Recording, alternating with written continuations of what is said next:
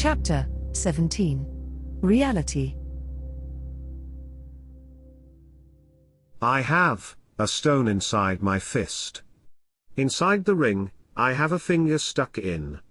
The stone is hidden, but the ring is visible. What is a ring, serves every bastard. But the subjective is only a stone for me. The outer reality is consensual and connective. But the inner reality also exists, although we don't know the one of the others. Just know, subjectively, that of ourselves.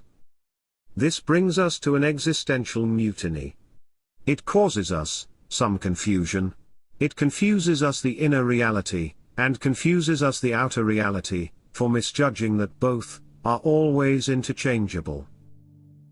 In a photograph, where we see a landscape, the reflection of the sky and the mountains in the water is real. But more real are the sky and the mountains themselves. But even more real is the photographic paper where the image is. We deconstruct reality to reconstruct reality.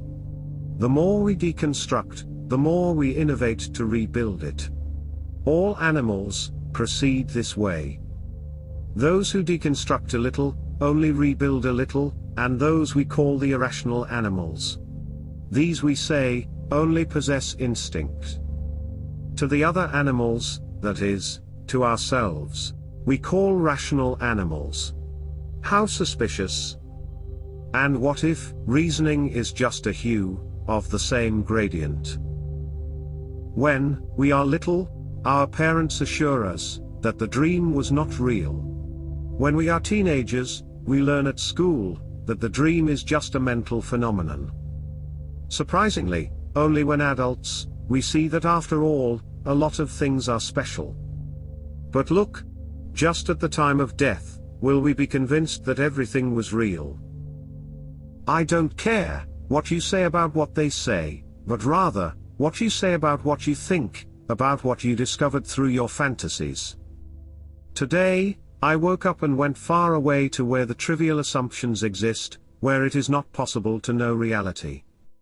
I stopped at the thought stop, that everything we think is in the human dimension, and that outside this human sphere nothing is how we think we know. I thought this stop was not very tenable, because its statement was framed, also, on the same assumption. The assumption that it's not possible to know the reality out of our conditioning.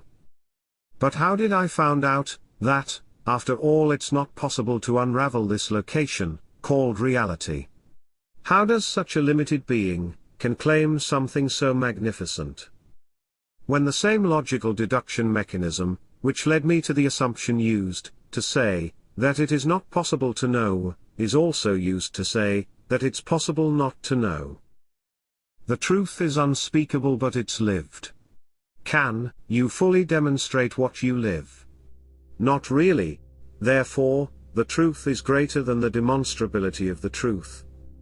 Children love very old things, like dinosaurs and grandparents.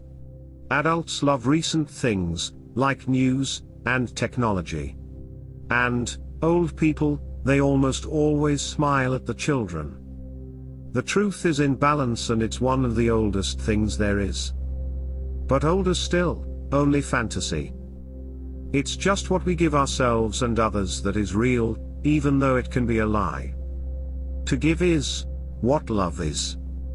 Even if lies are given, even if nothing is given, the only real thing is love. Everything is love. And the greatest love of all is love to empty itself, surrendering, for love itself to be nothing. That's why the only thing really, really real, is nothing. Which is the greatest love of all. But I don't claim anything. I claim nothing. With my mouth, I just feel the need for making sounds while breathing, such as the wind that passes through my vocal cords.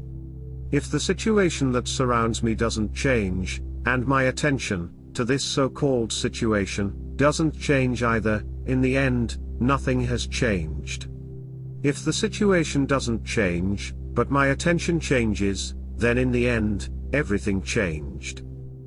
If the situation changes, and my attention doesn't change, everything has changed, too. Therefore, attention is like a kind of a situation. We'll only recognize the ages after they've gone through us and we've named them. What's the weirdest? To manage to form an idea in the thought, or to manage to vocalize a sentence of the thought? The inner reality is the richest. When you open the metaphorical fist, when thinking is vocalized, the outer reality will enrich from it. The creation of thought is linked to the source.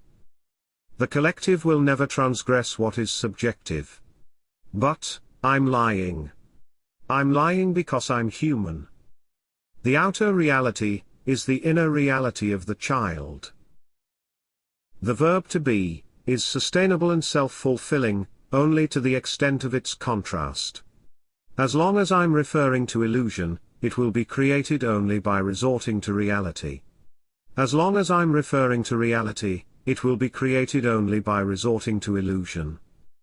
In sleep, the dream convinces us of the reality of the illusion, and that's why the concept of reality exists. The conviction that there is a reality is our reaction to the dream. As such, there is the illusion that there is illusion, when, in truth, once settled, everything is. And about this, it is, and is not. And, about that, it also is, and is not.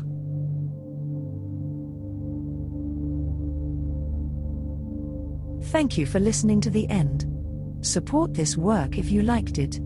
You can buy the book on Amazon, where you can download the digital copy and have the physical book delivered to your address.